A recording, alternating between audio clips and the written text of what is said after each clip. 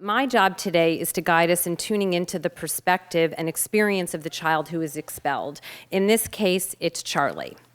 So this is take one, Charlie and Miss Tina. Hi everyone, my name is Charlie. I just turned 3 and I am on my way to preschool. My mommy is really stressed out. We had a crazy morning. There is so much to do and my daddy leaves for work super early, so my mommy has to do it all by herself. Get my brother and sister ready to make their bus in time, and then get me to school so she can go to her daytime job. That's right, mommy has to work 2 jobs, one at night and one during the day, so we can keep our apartment and not have to move in with Aunt Teresa. Our car ride is super tense. Mommy wasn't happy with me because I dilly-dallied. I have a really hard time getting organized in the morning, and I wasn't ready in time. Not feeling too good about myself right now. When we get to school, I don't want to say goodbye to Mommy. I hate it when she's mad at me. I start to cry and won't let her go. My teacher, Miss Tina, tells me it's time to say goodbye and that I need to find something to do. I am frozen. I look around the room at all the kids playing, but I am so upset that I can't think. My feelings are taking over my brain. Then Joey arrives. I am so happy to see him. I pull on his arm to take him to the sand table to play, but oh no, he says I'm hurting him. Miss Tina comes over with an angry, scrunched up face and tells me to let go of Joey immediately. She shouts, "Charlie, I've told you 1,000 times you cannot grab your friends. You need to use your words. No one will want to play with you if you hurt them." She acts like I did it on purpose. I'm just not so good with words yet. Miss Tina tells me to have a seat at the table all by myself. I am sad and alone, and all the kids are looking at me like, there goes Charlie again, back in timeout. Then it's circle time, which I love, but it's very hard for me to sit still. I feel all jumpy inside. My brain is telling me not to move, but my body just wants to keep going. I get this idea to hop up and down like the frog in the book we're reading. The other kids start to get up and jump just like me, but in her angry voice, Miss Tina tells everyone to sit right back down. Then she looks at me and says that since I can't control my body, I have to go sit at a table away from the group. I am always getting into trouble. Later on the playground, a bunch of kids are playing a chasing game that looks like so much fun. I join in.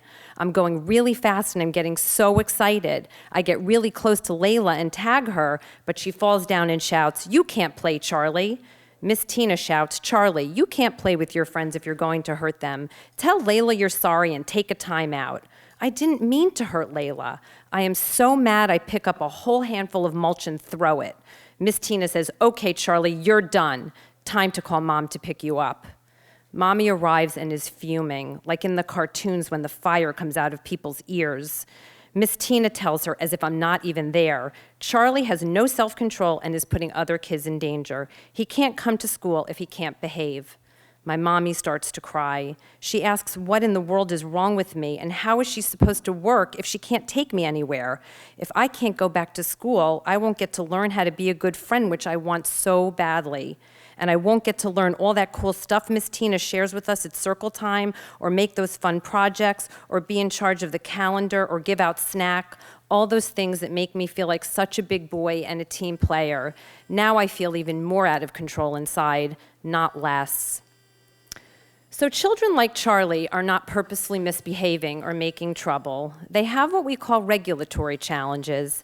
This means that their sensory systems have a hard time controlling their reactions to emotional and physical stimulation, which leads to impulsive and disorganized behaviors. Stress and chaotic environments at home and in the community can also result in poor self-regulation.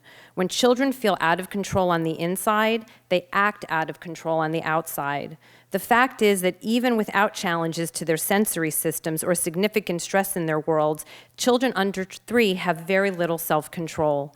Challenging behaviors rarely surface overnight. The roots are often seeded in infancy and toddlerhood. Parents and other caregivers need support in identifying babies' unique needs, providing sensitive, responsive care from the start, and helping children learn to manage their strong emotions and impulses, not shame and punish them for behaviors they cannot control. Punitive, harsh approaches erode children's self-esteem, decrease their ability to self-regulate, and lead to an increase versus reduction in maladaptive behaviors. When children are expelled, they are further victimized. They lose their opportunity to learn to function effectively in a group, and they miss out on all kinds of learning opportunities. Parents lose what should be a source of support, a teacher who helps them understand their child and provides crucial support and guidance. When children are expelled, this naturally increases parent stress, further taxing their patience and their ability to engage in positive parenting practices to the child's further detriment. So now let's go to take 2, Charlie and Miss Patty. Hi everyone, my name is Charlie. I just turned 3 and I'm on my way to preschool. So you already know we had a really stressful morning, that my mommy is mad about my dilly-dallying, and that I had a really hard time separating from her at school because we were in a bad place. But this time, Miss Patty is in charge. She comes over with the warmest smile and says to my mommy, "Tough morning, huh? Don't I know about those?" Wow, my mommy relaxes a little. Then Miss Patty crouches down to my eye level and says, "Charlie, we are so glad to see you. I know it's hard to say goodbye to Mom sometimes, but she needs to go do her job. And guess what? You also have an important job. That's right, feeding the fish." I see Mommy give a big smile to Miss Patty. Then she gives me a big hug and tells me that she knows I'm going to be a great helper and have a great day. I am so proud and excited to help Miss Patty that I don't even watch my mommy go out the door. Then Joey arrives. I am so happy to see him. I pull in his arm to take him over to the sand table. Oh no, he says I'm hurting him. But I didn't mean to. I just wanted him to play. Miss Patty comes over and gently puts her hand on mine and says, "Are you trying to get Joey's attention, Charlie?" "Exactly, Miss P, spot on."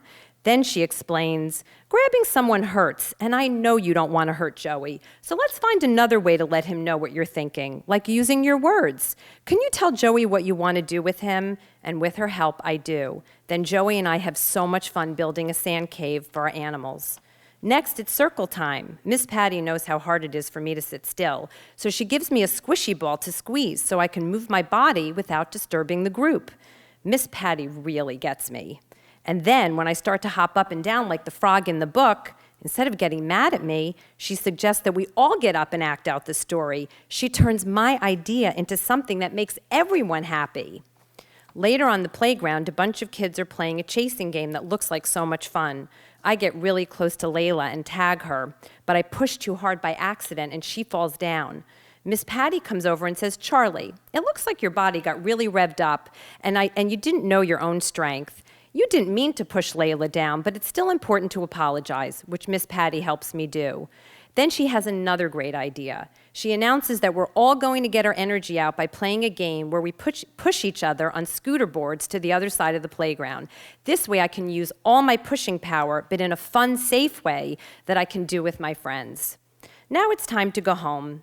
When Mommy picks me up, Miss Patty tells her how much energy I have and how my body craves movement, and that it's not my fault. It's just how I'm wired. I think that's the funny word she used. She explains that we are working on ways to help me learn to control my body and my feelings, and how proud she is of me for trying so hard, because it is really hard work. Mommy looks so happy and she gives me a big hug. Yay! Miss Patty also tells Mommy that she has put a list in my backpack of stuff she and Daddy can do at home to help me be more in control at home, so we can have less anger and more love. So in this second scenario, we see the same behaviors, but a completely different reaction on the part of the teacher and a completely different outcome for the child. Why? Because Patty has had specific training on understanding the root causes of challenging behaviors. She has also benefited from the modeling and support of her supervisor on how to remain empathic and loving while also setting appropriate limits, providing Charlie the tools he needs to cope and adapt in a group setting, skills he will need to succeed and thrive in the outside world. Equally important, Patty's program sees parents as partners. They don't blame or criticize, alienates families. They are empathic to the challenges parents face and see their role as helping parents understand and nurture their young children's healthy development. Indeed, while we are focused today on early childhood programs and supporting caregivers, it's important to note that we also need to support parents in nurturing positive social emotional development starting from birth. Quality programs do both.